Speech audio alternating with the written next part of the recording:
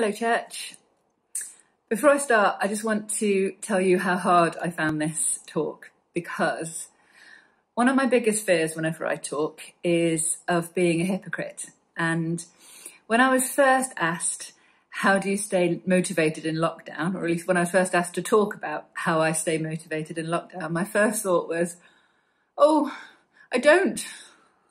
And that's kind of true a lot of the time. I don't always stay motivated in my life in general, let alone in lockdown. So, and lockdown has been harder. I'm sure it's been harder for everyone to stay motivated. But I guess kind of we knew it would be as well, didn't we? So I've done some things consciously to help me through that, to help me stay motivated. So what have I done?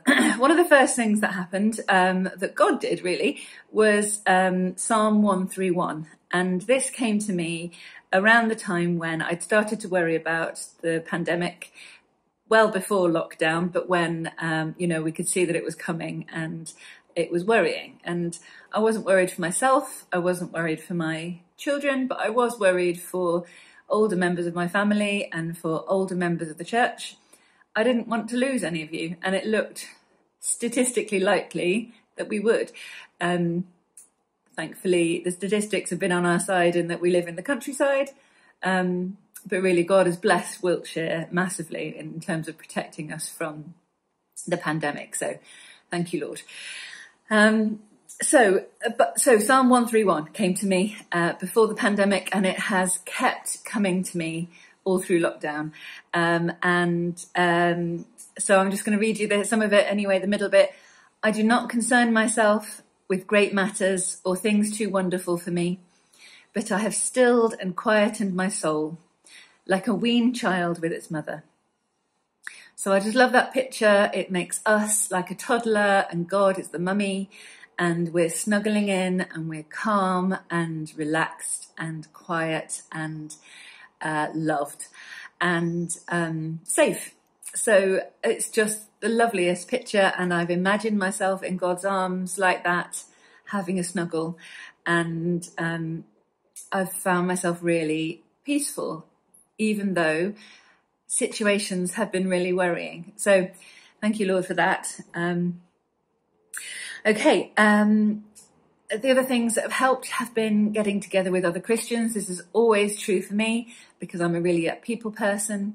But morning prayer has been a huge blessing. Thank you, everyone who's been a part of that.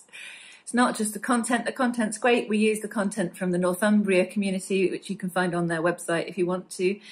But for me, it's really been being with friends and praying, and that has been wonderful. Thank you all. It's been lovely to see you every time. And then also Laura, thank you, Laura, for putting me onto the Lectio 365 app, which has a very similar function to that morning prayer. It's being led by other Christians. Really helps me when I'm not in a good place. And I'm not always in a good place. Most of you know that I tend towards depression sometimes, and for me, that often is just a sort of apathy. Sometimes it's feeling really down and tearful. But when in the last few months when I've been feeling that way, I've really been counting my blessings. And I've been doing this with Paul sometimes as well. We've been saying to each other, oh, isn't it wonderful that we've got our family with us, that we're not alone, that we've got each other, that we're still employed. We don't have money worries because we're both still employed. We weren't furloughed either, which meant we had activity, and meaningful activity is really important for people. And all these things, we were counting our blessings and thanking God. And that's a thing that these days they call it practicing gratitude. I like to think of it as counting blessings, but I did, and I was counting my blessings and then thanking God for them and being grateful and praying about that. But then that also would lead me to praying for those who don't have. In my work, I've still been talking to my patients on the phone and video, and several of them have been recently widowed And in all those cases, actually, they'd also been caring for their spouse, particularly 2 women and 1 man I'm thinking about who've been left behind. And these had happened just before lockdown.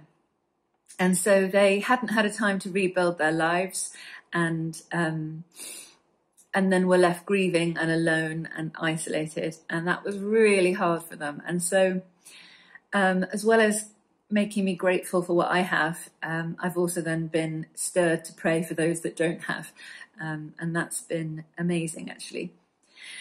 And then I think Ecclesiastes has really says a lot of how I've been feeling recently. So I'm going to read a bit of Ecclesiastes to you. It's Ecclesiastes 3, and it starts with a poem, really. There is a time for everything, and a season for every activity under heaven. A time to be born and a time to die. A time to plant and a time to uproot. A time to kill and a time to heal. A time to tear down and a time to build. A time to laugh and a time to weep. I've got that the wrong way around. A time to weep and a time to laugh. A time to mourn and a time to dance. A time to scatter stones and a time to gather them. A time to embrace and a time to refrain. A time to search and a time to give up. A time to keep and a time to throw away. A time to tear and a time to mend. A time to be silent and a time to speak. A time to love and a time to hate. A time for war and a time for peace. And then it goes on, and it talks a bit more about, so let me just read it. From verse 11, it says, "He has made everything beautiful in its time. He has also put eternity in the hearts of men. Yet they cannot fathom what God has done from beginning to end. I know that there is nothing better for men than to be happy and do good while they live."